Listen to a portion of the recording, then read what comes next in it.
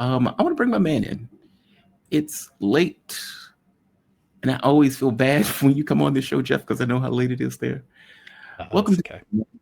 How you doing? I had an afternoon nap today, Jamal. So So you're up and spry. Fair enough.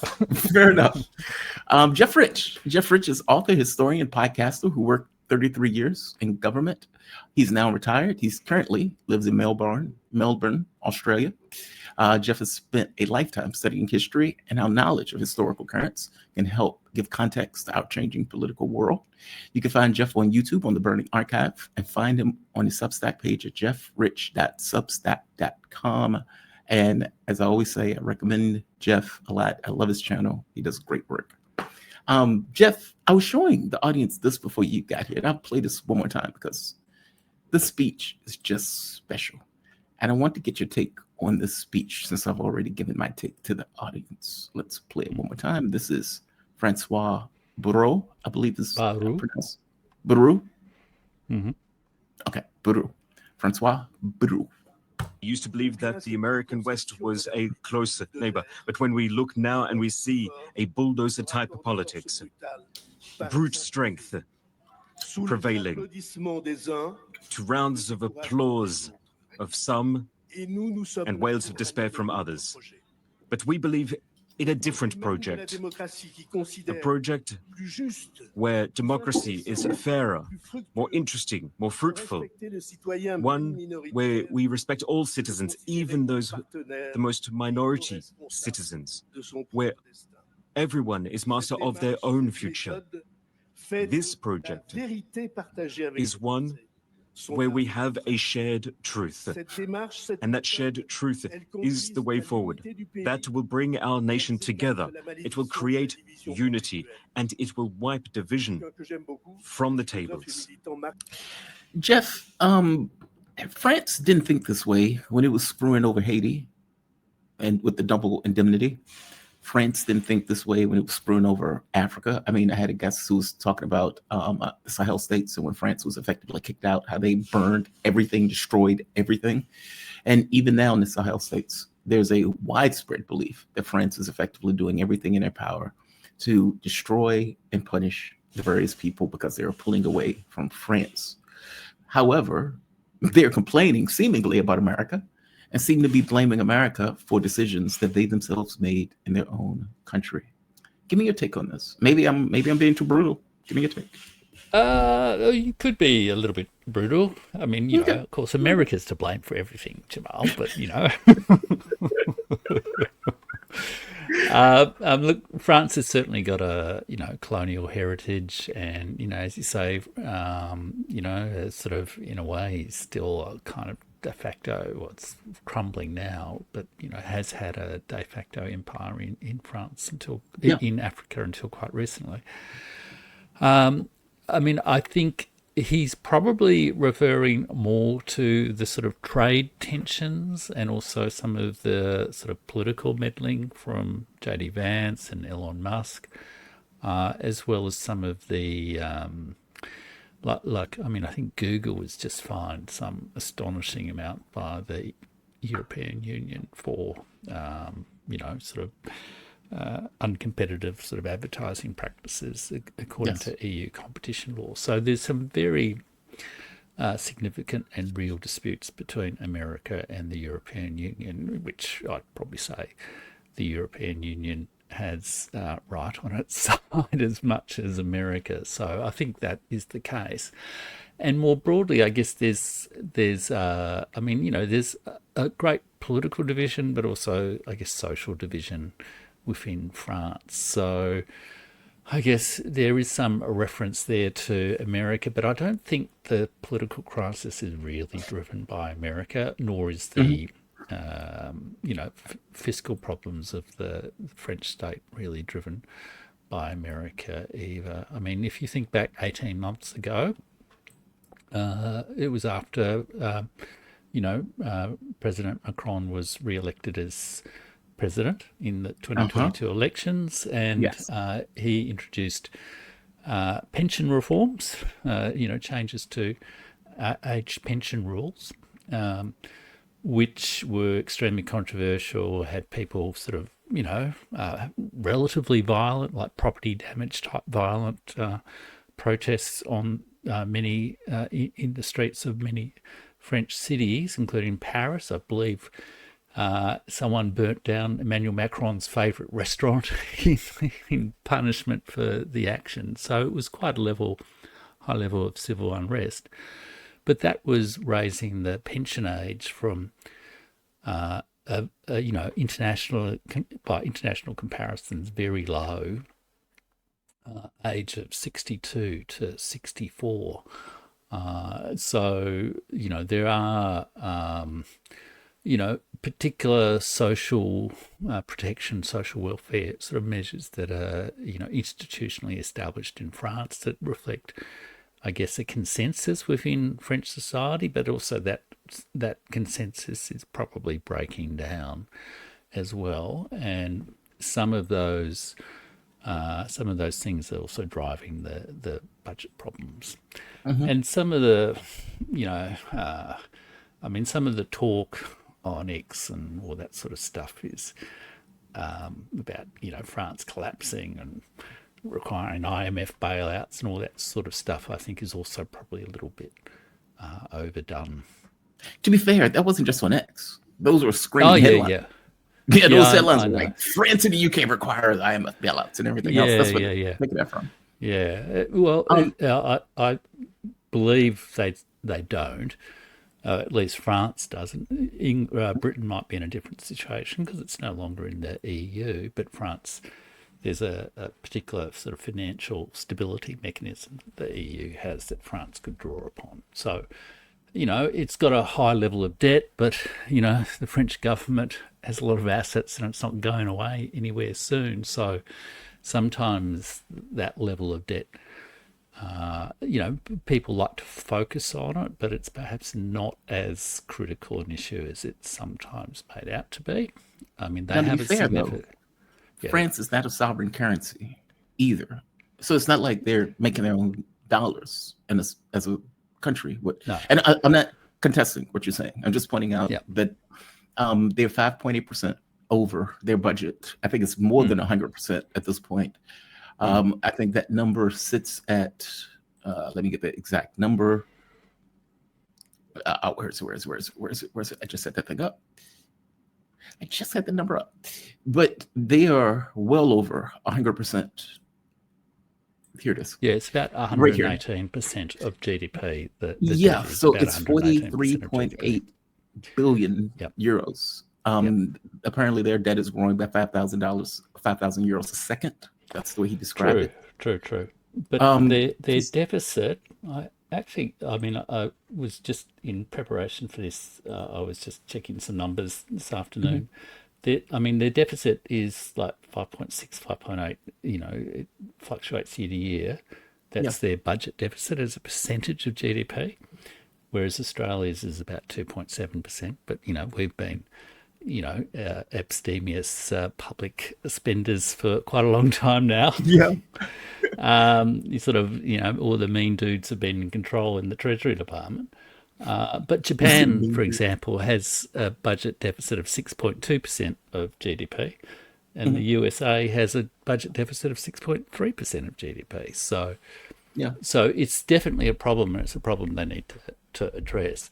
And I think part of the reason it's spilled out now in terms of this political crisis is that there's no effective way in which the current National Assembly or the different parties within the National Assembly seem to be able to work together cooperatively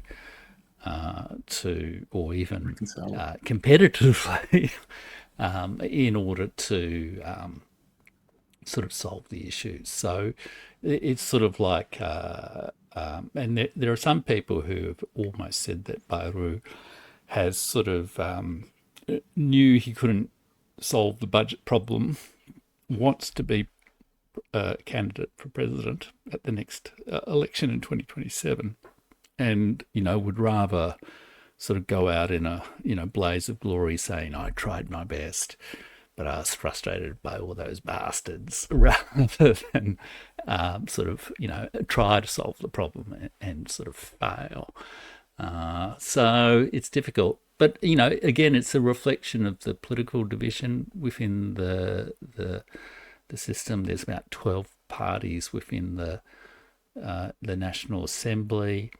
It's broadly broken up into 3 broad blocks, none of whom, are really prepared to fully cooperate with each other. And within each block, there's divisions. So there's the sort of nationalist right, including Marine Le Pen's party and a few others. There's the sort of green left, socialist left, and there's within that quite a more radical group within it called France Insoumise, which is translated variously as France Unbowed, or some people might, it's sort of like, it has connotations of rebellion. And the French Socialist Party, and then there's the sort of progressive centrist Macronites in the centre, Right. and they're just unable to form an effective government at the moment. So it's a bit of a problem. Kind of. I mean, I think it's worse than that. And correct me if I'm wrong on this, because I could be totally wrong. I was at the European parliamentary elections. I was covering it for the radio station when they took place. France's Macron's party got crushed. Right now, their debt stands at $3.4 trillion. Now, for the United States, we would be over the moon with a number like that, right? We're at 37 trillion. But again, it's based on the economy. France is not a sovereign currency. When you point out Japan, for example, Japan is their sovereign currency. They control the money that is coming out. They control their yen, right? The United States controls their dollars. France has to deal with a central bank. That is not the same thing as France producing whatever the currencies that they were producing prior to the European, to the euro coming into fruition. That's a big deal, like, right? Because they can't just print money if they need to print money in the way that the US can just print money, or the way Japan, if they need to, can print money. Or Australia can print money if they need to. Yes, I mean, that's true. But I mean, the EU, I think, is the second largest reserve currency in the world, It is. after the US dollar, and that's its sort of currency. So and it has significant stability within the broader EU zone.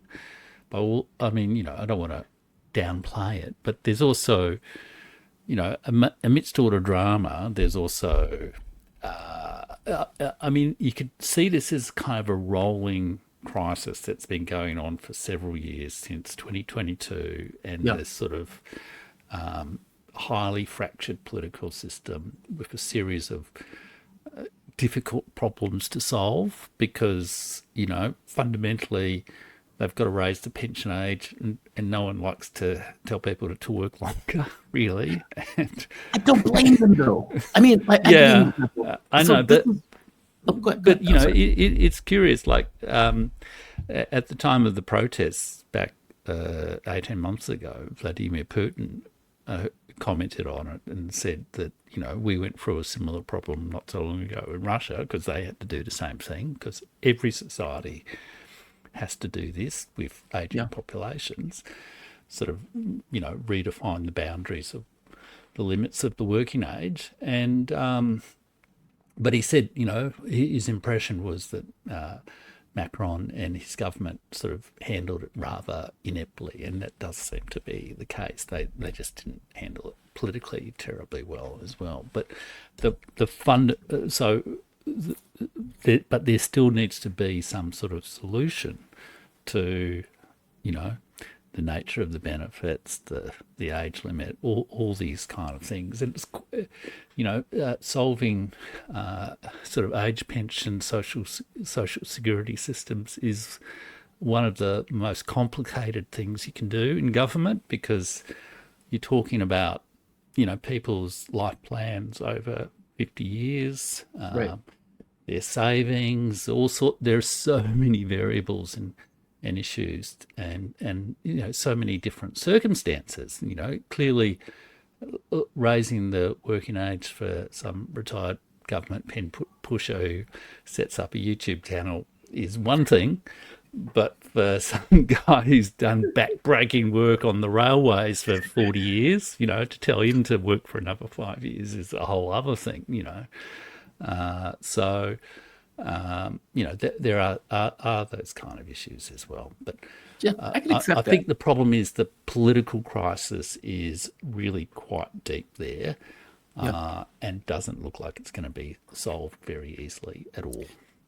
Well, I think there are two problems, and probably more, but two definitely stand out. France's military budget is set to rise to $64 billion in 2027, twice its 2017 level. So effectively, in 10 years, they doubled their military budget.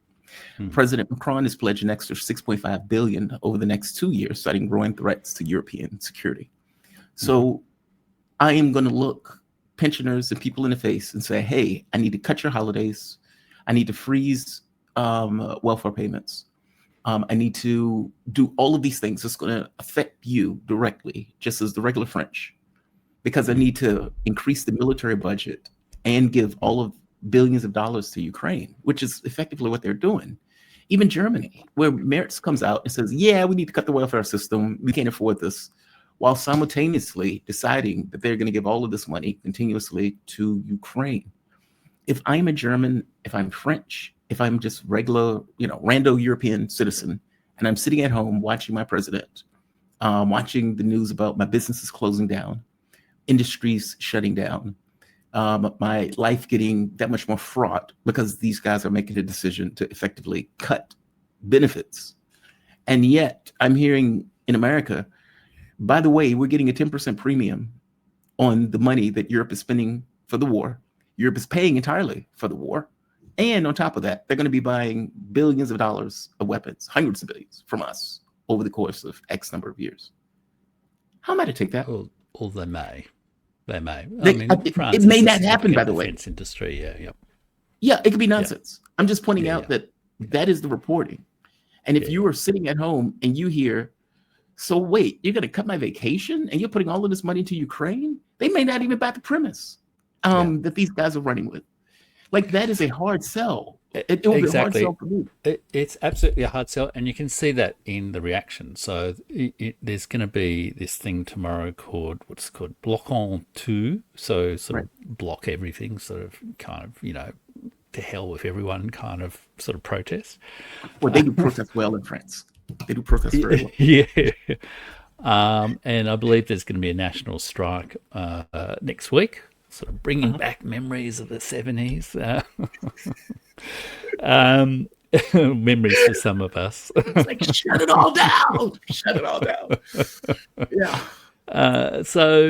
There, and I guess we'll see. I saw some vision of sort of National Front type protesters, wearing black balaclavas and shouting France for the French as well. So there's that, significant sort of social, integration of both the ex-French colonial population and, the sort of migrant populations as well, who are often, in poorly serviced,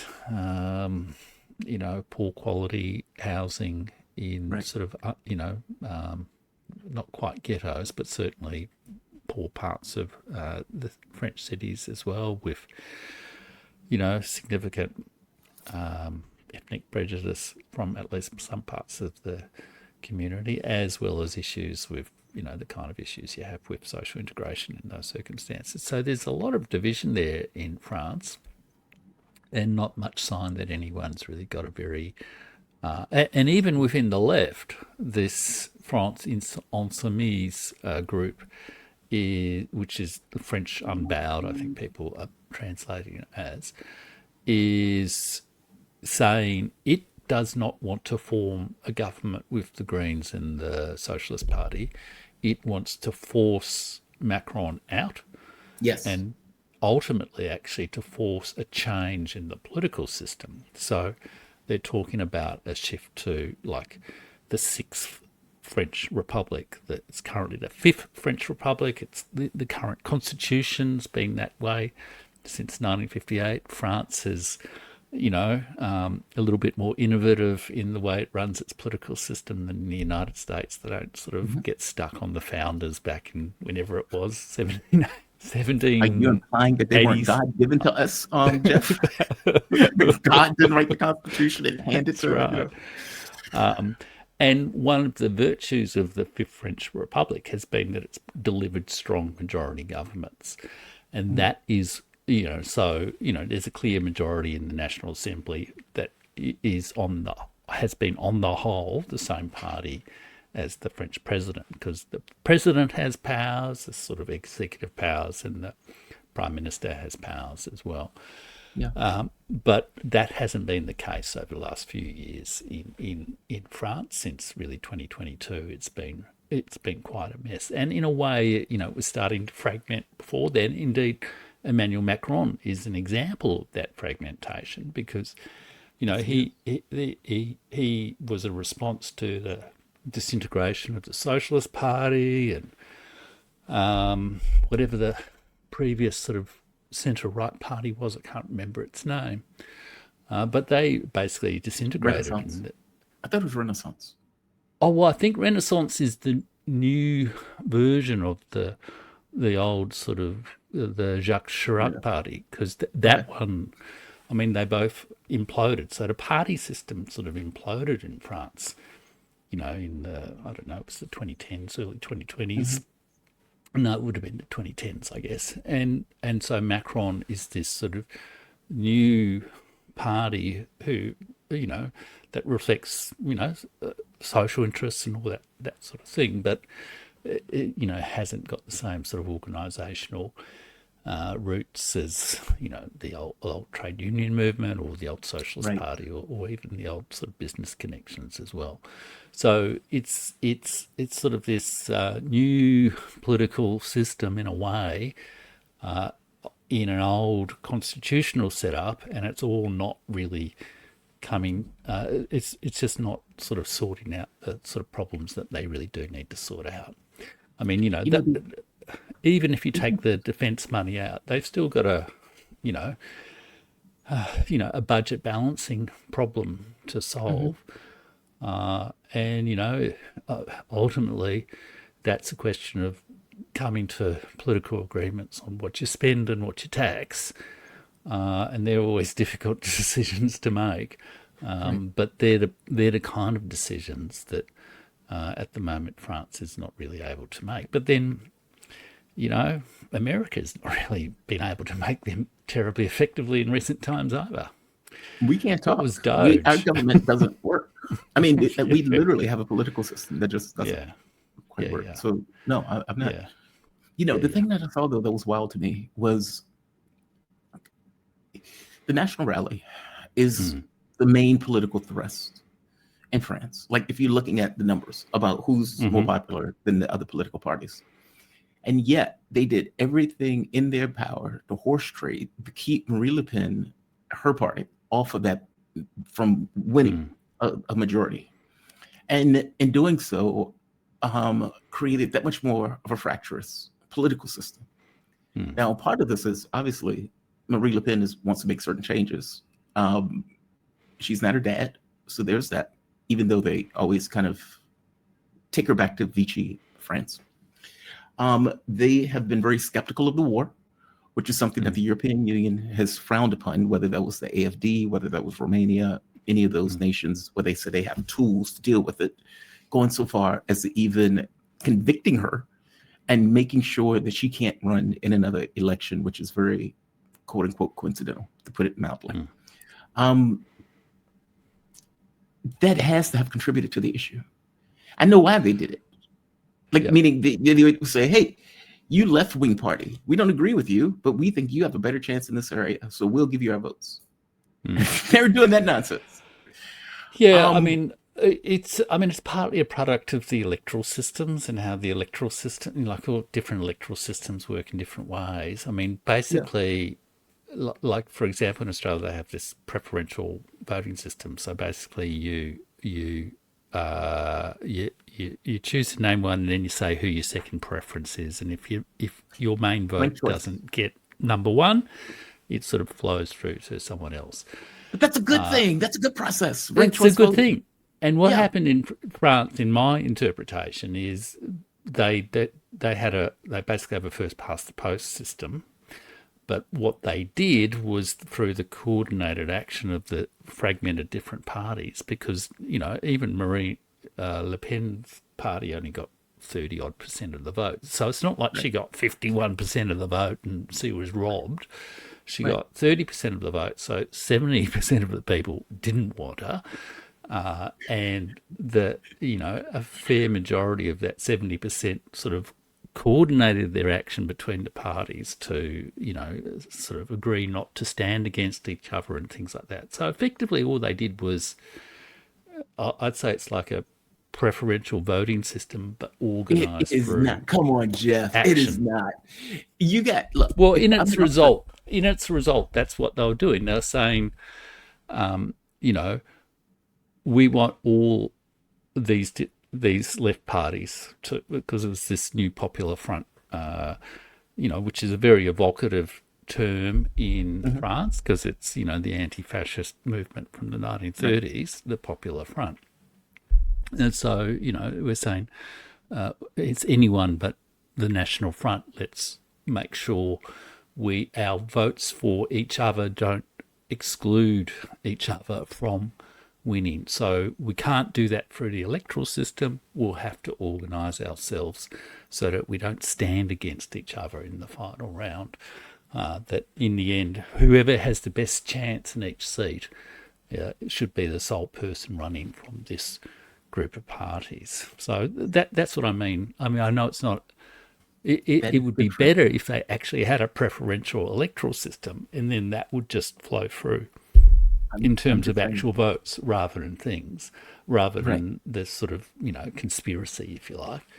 But it certainly left a bad taste in people's mouths, both on the right and on the left, about how it was organised. And then the fact that Macron said, well, bug you, I'm not going to choose any of you. I'm just going to choose someone from my party that got, 0.2% of the vote. He chose Barnier, who didn't last. And now Francois.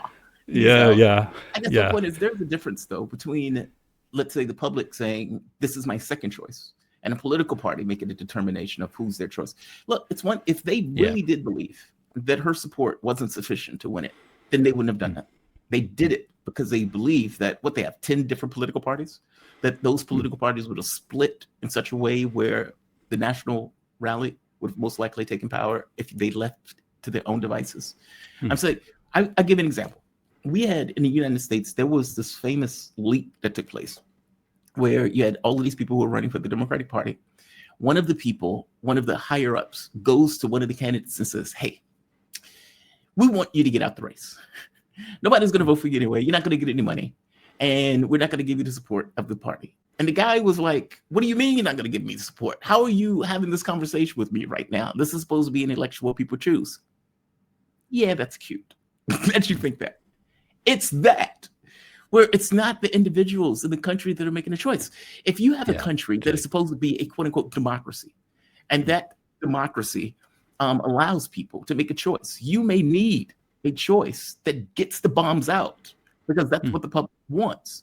And instead, what you ended up with was keep the bombs in, allowing Macron to effectively choose two people, not even from the political parties that won. It was France's Unbowed. That group was the one that won, was a leftist party. And what did Macron say? I don't care that you guys horse traded into whatever weird configuration. I'm choosing this guy. Yeah, exactly. That's so wrong. No, absolutely. And I think this is partly why there are these calls, including apparently Bayrou himself has actually called for this, to have a new constitution, effectively, to sort of move through to the Sixth Republic. And it is feasible that they could go there. I mean, Macron's term goes to 2027. He has to leave by then.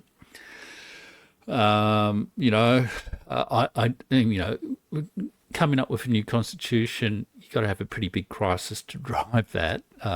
Losing a war in Ukraine and having a big budget problem is probably, and a totally unmanageable political situation is not a bad crisis. Mhm. In 58, it was partly, the conflict in Algeria and this Oh, same. This is what the 58 was when the Fifth French Republic came in, and it was the post World War II French republics were this sort of revolving door of governments, mhm.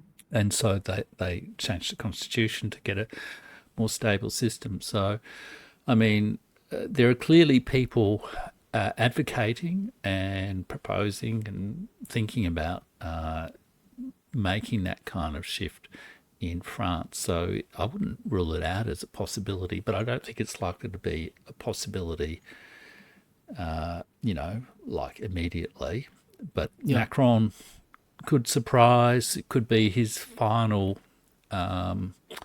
endowment to the nation, to sort of, give it a new constitution that enables some of the weaknesses that have emerged in the current French Republic, given its distance from, how society's changed and all that sort of stuff. The breakdown of the party system, he could well arguably consider it, but I'd say it's probably not the most likely immediate possibility, but I wouldn't rule it out. I've always had this theory that he wants to move on from president of France to head of the EU and make because he's always been a very strong advocate of stronger European integration and European sovereignty. And I don't think, for all the talk about vassals, I think he genuinely does believe that is core to his political project and his sort of intellectual beliefs. But, you can only do what you can do within the circumstances that you're in. And Europe doesn't have as much power and money and guns as the United States. So it sort of is limited. Yeah.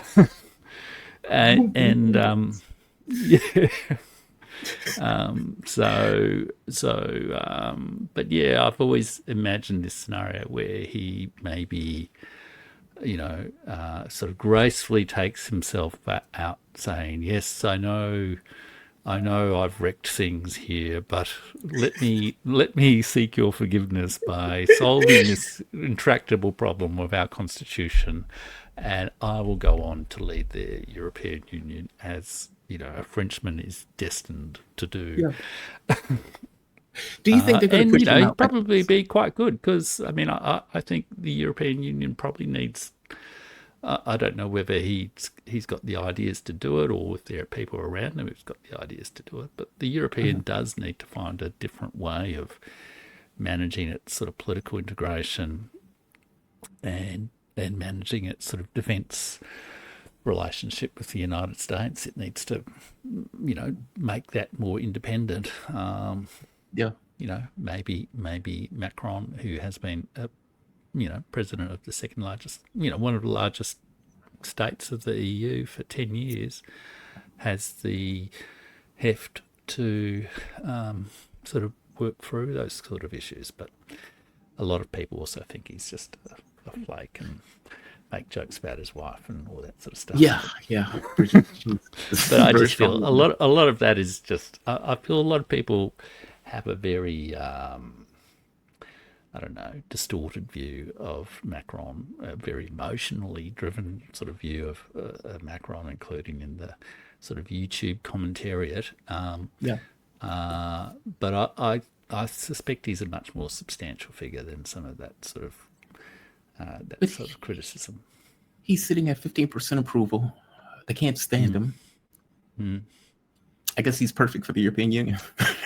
Do you think they're going to push him out? Do you think this is going to be a situation where they're going to get rid of him or not so much?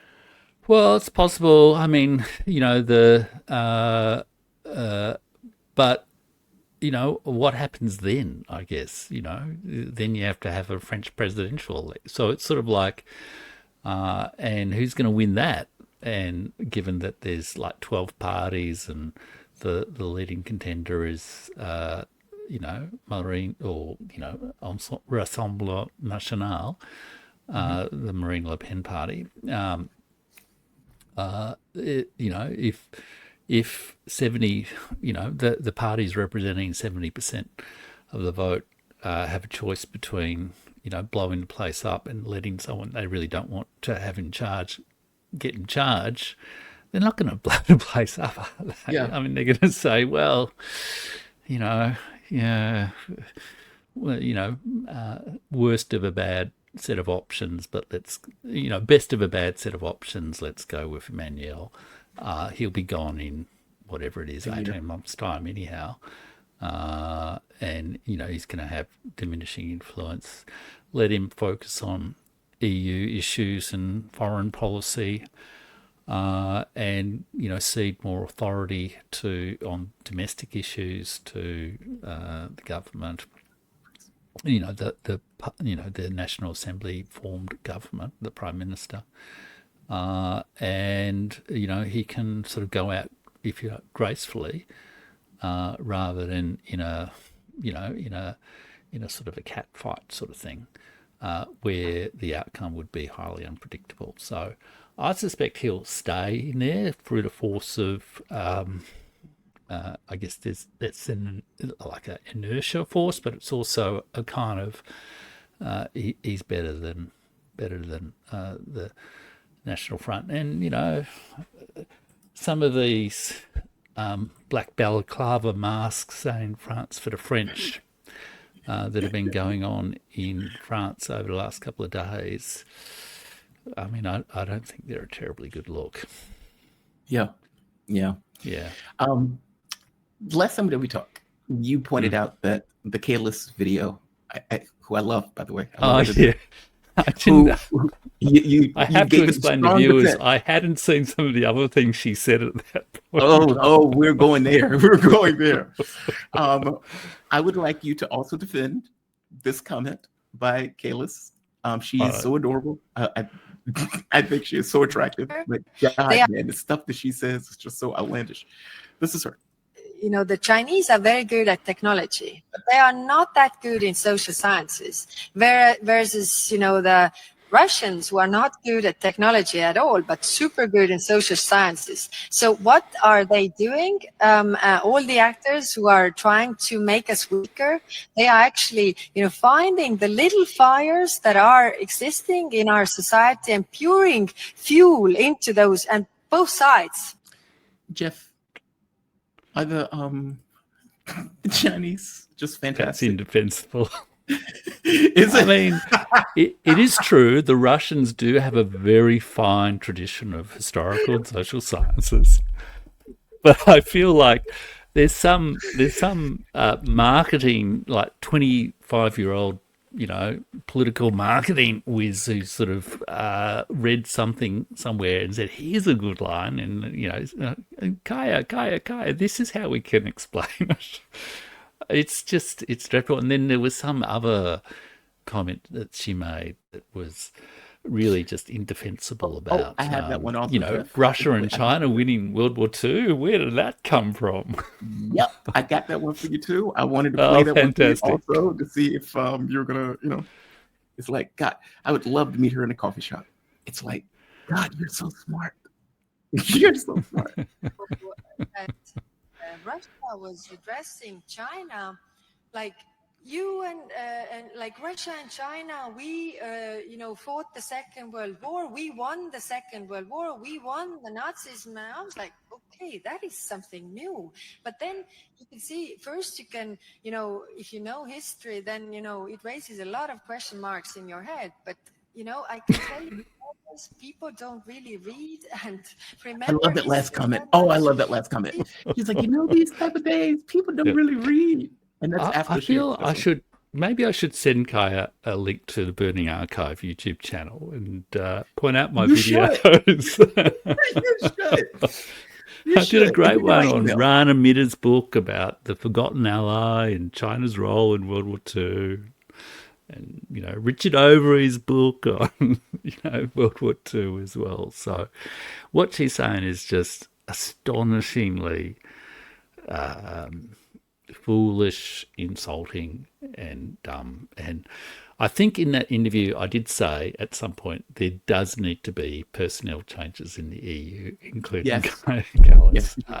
And you know, I mean, there were I think the point I was defending was the view that there is actually no ultimate solution to the Ukraine war, or political, social solution to the Ukraine war without Europe and Ukraine involved. But you know, that kind of thing also demonstrates that there's no solution to the Ukraine war with Kaja Kallas involved either. Yeah, that's astonishing that she's like, and she's so confident when she says it. She's so confident. It's like, when you read history, well, I do, Kaja. Right. Oh, she's so confident. I love it. It's like, you're so attractive. You're so, God, man, you're so great. One last thing. What time is it? Okay, I'll let you go because we're getting close to the end. Jeff, thank you for this, man. Great breakdown. We have a huge, 1.7 thousand people here. Jesus Christ. Fantastic. Yeah, there's most are on Twitter for some reason, and they saw French collapse, and they're like, "Oh my God, what's happening with France?" Yeah. Jeff Rich, just so the audience would know, Jeff Rich is, there we are. He is author, historian, podcaster who worked 33 years in government. He's now retired. He's currently lives in Melbourne, Australia. Jeff has spent a lifetime studying history and how knowledge of historical currents can help give context to changing world, or to our changing world.